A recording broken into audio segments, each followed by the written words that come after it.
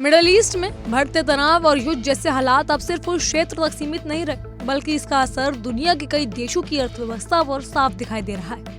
इसका सबसे बड़ा उदाहरण है नेपाल।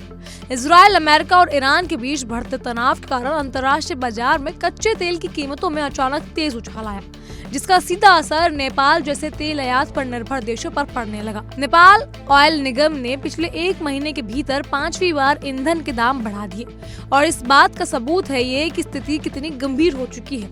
बुधवार रात 12 बजे से लागू नई कीमतों के बाद नेपाल में डीजल 234.5 नेपाली रुपए प्रति लीटर और पेट्रोल 216.5 रुपए तक पहुंच गया है, जिसमें आम आदमी को जेब से भारी बोझ पड़ रहा है। परिवहन से लेकर रोजमर्रा की वस्तुओं की कीमतों तक हर क्षेत्र में इसका असर महसूस किया जा रहा है, क्योंकि ईंधन की कीमतें बढ़ने से महंगाई का दबाव अपने आप बढ़ रहा है।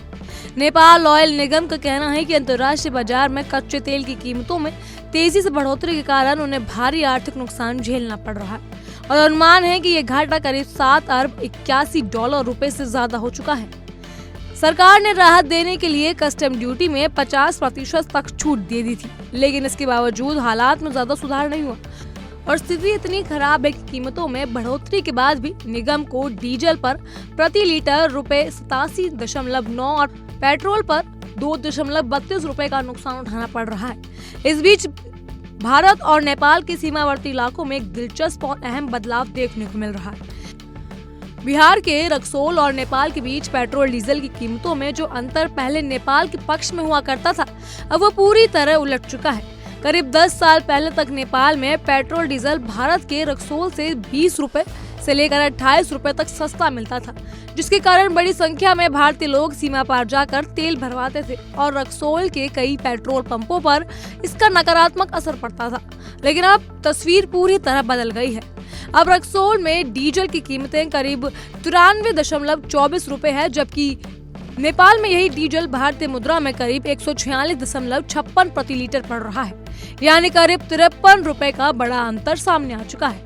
वहीं पेट्रोल की बात करें तो रक्सौल में इसकी कीमत 106.97 रुपए की है, जबकि नेपाल में भारतीय रुपए के हिसाब से 135.31 रुपए तक पहुंच गई है, जिससे करीब 28 रुपए का अंतर बन गया है। इस बड़े मूल्य अंतर में सीमावर्ती बाजारों में हलचल तेज कर दी है और अब नेपाल के लोग भारत की ओर रुख कर सकते हैं, जिससे स्थायी बाजारों और व्यापारों का असर पड़ रहा तय है। कुल मिलाकर ये पूरा घटनाक्रम में दिखाता है कि कैसे अंतर्राष्ट्रीय राजनीति, तनाव और युद्ध जैसे हालात सीधे तौर पर आम लोगों की जिंदगी को प्रभावित कर सकते हैं, चाहे वो किसी भी देश में रहते हों या आने वाले समय में यदि कच्चे तेल की कीमतों में स्थिरता नहीं आती तो नेपाल समेत कई विकासशील देशों की अर्थव्यवस्था पर इसका दबाव और बढ़ सकता है। बहरहाल इन सब पर आपकी क्या राय है, हमें कमेंट के जरिए जरूर बताइएगा। फिलहाल के लिए इतना ही। तमाम खबरों के लिए फॉलो कीजिए इंडिया डेली को। देखिए इंडिया डेली 24/7 अब आपके स्मार्ट टीवी पर। इंडिया डेली मौजूद है सभी डिजिटल प्लेटफॉर्म पर लाइव और लगातार। इंडिया डेली 24/7 हर दिन राष्ट्र को समर्पित।